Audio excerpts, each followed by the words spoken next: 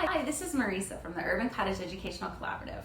I wanted to check in today because the other day I made a social media post and I asked a question. The question was, what can we do to help you as a family and as parents and caregivers to be able to help your children during this time of finding yourself suddenly homeschooling or educating your kids at home? And one of the beautiful moms posted a really touching question, and her question was, how do I see my child patiently like my kids' teachers do? How do I do that? And this question really touched me because I think it's one of the things we admire most about teachers is the way that they're able to see children, to deal with them patiently and kindly, and to be able to see the best in them. So I wanted to give a couple helpful tips today on what are some of the ways that we can help you to set yourself up for success educating your kids at home. And one of the things that I did want to remind all of us is that this isn't your job, and it's not going to be your job forever. This is just something you find yourself in right now. And so give yourself grace.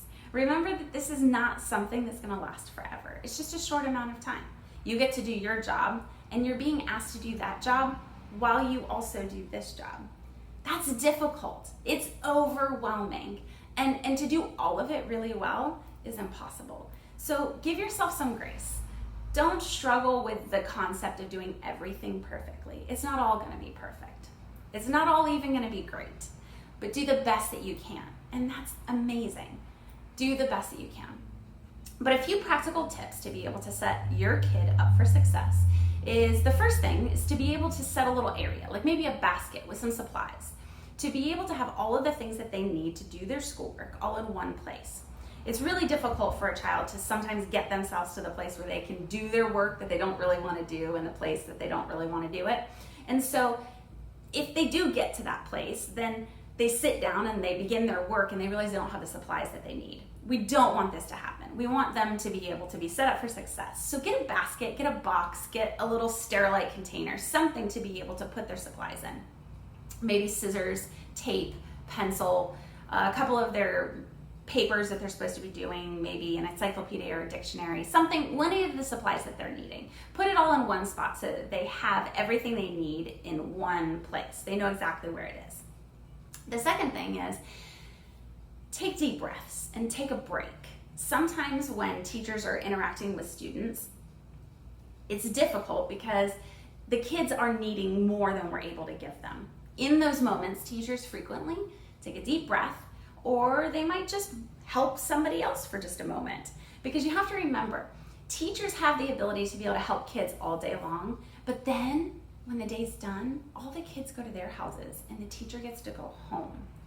They're able to sometimes maintain that distance because they get to go home. They have a few hours in the evening to themselves. You don't have that luxury right now. Your kids are at home. So remember, as much as it seems like the teacher's really, really patient, just remember, they get to go home. You're home right now. So how do you do it in this space? You can do it by taking breaks. Just walk away for just a minute. Maybe the bathroom, get a glass of water. Maybe you trade off with your spouse or someone else and other adults in the home. Just trade off for just a minute and be able to get that little bit of space between you that you need to be able to come back.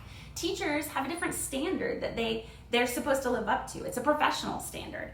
And so if worse comes to worse, just put on the hat of a teacher. Try and remove yourself mentally as much from the position of being a parent and try and think of yourself more as the teacher. How would a teacher answer this professionally? Hopefully that'll help you to be able to create a little bit of space in between.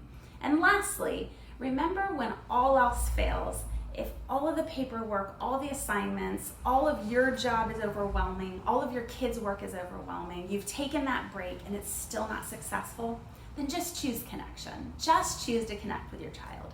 Maybe you close it up. Maybe you put it back in that basket that you've got it so nicely all placed in, and just choose connection. Get out a deck of cards, go make some cookies, maybe just go throw a ball in the yard, but choose connection. All of this is going to be done before too long, hopefully. And remember, your child is going to remember the time that they had with you. So if all else fails, just choose to connect with your child. And if you fail to connect with your child at some point, you're feeling guilty about that, don't. Take another deep breath, and the next time, just try to choose to be connected. this is all going to be over before too long. And so we hope that if there's any way that we can help you at the Urban Cottage, that you'll let us know. DM us, email at urbancottageeducational@gmail.com, or just let us know on Facebook. How can we help you during this time?